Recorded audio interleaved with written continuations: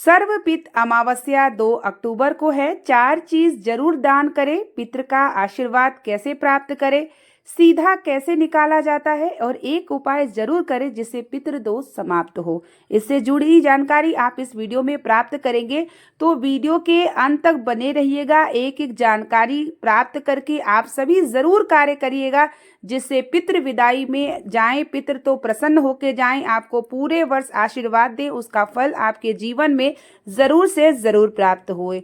तो श्री शिवाय नमस्तुभ्यम दोस्तों, मेरे चैनल ओम रूही ब्लॉग में मैं रूही मिश्रा अपने चैनल में आप सभी का स्वागत करती हूँ। तो सबसे पहले हम जान लेते हैं कि 4 चीज़ों का हमें दान क्या करना चाहिए। तो देखिए 4 चीज़ों में सबसे पहला है काली तिल।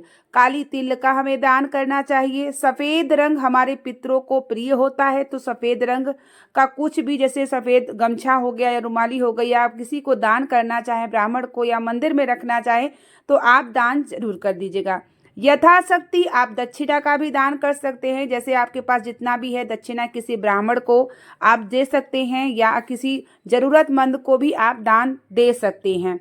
चौथी चीज़ है कि हमें अन्न का दान, जैसे कि हमें अन्न में क्या है, जो है उड़द के दाल की बनी हुई खीर हमें, और जो है पूड़ी, और सब्जी में उनका प्रिय है तुरई। तो ये सभी सामग्रियों को अगर आप बनाते हैं सुबह, तो सबसे पहले आपको कौवे को, किसी ब्राह्मण को खिलाते हैं तो ठीक है, नहीं तो आप पहले भाग 3 निकाल लीजिए और किसी को जो है भोजन, पहले तो आप कौवे को, गौ माता को और साथ ही कुत्तों के लिए ज़रूर निकालिए। अगर आप मंदिर में कोई आसपास है, अगर कोई खा सके तो आप उसे अन्न का दान ज़रूर खिलाइए, या किसी को आप बुला के ब्राह्मण को आप ब्राह्मण भोजन करा सकते हैं तो ज़रूर पहले उन्हें खिलाने के बाद तभी हमें घर के परिवार के सभी सदस्यों को ग्रहण करना चाहिए, क्योंकि इस दिन हमारे पितरों की विदाई होती है। सुबह हमें स्नान करने के बाद अपने घर की साफ सफाई कर लीजिए, उसके बाद भोजन बनाइए। भोजन बनाने के बाद सबसे पहले इन लोगों को निकाल लीजिए। एक उपाय यह है कि आपको गौ माता को अमावस्या के दिन, मान लीजिए 16 दिनों ने आपने पितरों के निमित्त कार्य नहीं किया है, तो इस दिन जरूर करिए, क्योंकि इस दिन आपके पितृ प्रसन्न होके जाते हैं ना, तो पितृ लोग से आपको आशीर्वाद देते हैं। तो आप इसलिए एक गौ माता को एक रोटी पर खीर रख के अपने घर से बाहर निकल के गौ माता को विष कपि का नाम लेते हुए आपको खिला देना है गौ माता को, जिससे आपके पितरों जो है प्रसन्न होते हैं। अगर किसी भी प्रकार का दोष है तो वह समाप्त होता है।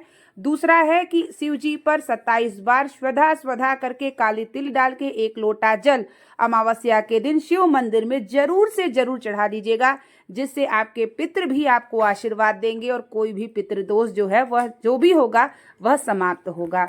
दूसरी बात है कि हमें शाम के समय जब आप दीपक जलाएंगे, क्योंकि शाम के समय ही अमावस्या के दिन हमारे पितरों की विदाई होती है, तो आपने क्या किया क्या नहीं किया 16 दिन, लेकिन अमावस्या की शाम के समय एक दीपक मुख्य द्वार पे और पीपल के वृक्ष के नीचे जरूर जाइए, या आसपास नदी बावली है वहाँ जाइए, दीपक काली तिल डाल के जो है जलाइए। और जलाने के बाद आपको पितरों का ध्यान करना है और उनसे आशीर्वाद लेना है कि हे पितृ देवता, इन 16 दिनों में मैंने आपके निमित्त जो कार्य किया या नहीं किया, या कोई मुझसे भूल चूक गलती हो तो मुझे क्षमा करिए, और जाते जाते आप हम सबको आशीर्वाद दीजिए।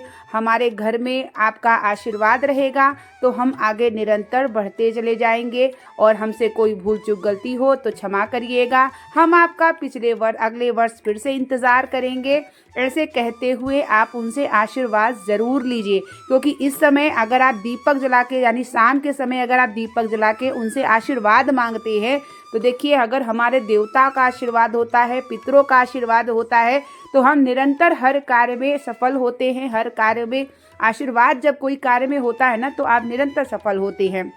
तो यह कार्य प्रार्थना जरूर करना है, चाहे आप कहीं वृक्ष के नीचे भी नहीं जा पा रहे हैं तो शाम के समय मुख्य द्वार पे दीपक जला के वहीं बैठ के आप प्रार्थना करिए, लेकिन जरूर करिए, क्योंकि उस समय हमारे पितरों की विदाई होती है। तो इस बात का ध्यान रखिएगा। और मान लीजिए कोई लोग ब्राह्मण को भोजन नहीं करा पा रहे हैं, तो सीधा जरूर निकालिए। तो सीधा कैसे निकाला जाता है, तो जैसे आप चावल, दाल, आटा, जितनी सब्जियां होती हैं, थोड़ा सा काली तिल, हल्दी, नमक, तेल, सभी चीज़ों को निकाल लीजिए आप। उसके बाद आपको कुछ पैसे, और अगर आप सफ़ेद, जैसे कि मैंने जैसे बोला गमछा, वो और ये सभी का दान अगर आप कर सकते हैं, और मान लीजिए आपने सास के लिए अपने तिथि नहीं मनाई है, तो किसी सुहागिन महिला को सुहाग का सामान, साड़ी पूरा जोड़े से आप दान कर सकते हैं उनके निमित्त। तो यह सभी चीज़ें दान जरूर करना चाहिए। वैसे तो छाते वगैरह सब दान, लेकिन बहुत सारे लोग देखिए लेते नहीं हैं। तो आप अन्न का दान महादान, तो अन्न दान सीधा भी आप निकाल के किसी मंदिर में ले जाके रख दीजिएगा। जो है आप सुबह जब आप पूजन करने जाएंगे तो यह कार्य कर लीजिएगा। अपने घर के मंदिर में भी बढ़िया से शिव जी रखे होंगे तो पूजन आराधना करिएगा, शिवालय में जाके आराधना करिएगा अपने पितरों के निमित्त। यह कार्य ज़रूर अमावस्या के दिन आप आप अपने पितरों के निमित्त तर्पण करते होंगे तो वह करिएगा, जो जल देते हैं वह करिएगा, उनके निमित्त आपको ये सब कार्य जरूर करना है। गौ माता को, कौवे को जरूर खिलाना है, इस बात का ध्यान रखिएगा। अगर आपने 16 दिन नहीं किया है तो इन दिनों में भी कर लेते हैं तो जरूर जरूर जरूर कृपा होती है। साथ ही अगियारी, जैसे कहते हैं थोड़ा सा ऊपरी का कंडा जला के जब हम सुबह भोजन बनाएंगे तो थोड़ा सा जब हम पितरों के निमित्त निकालते हैं तो कुछ लोग अगियारी पे भी डालते हैं, जिससे उनको सीधा प्राप्त होता है।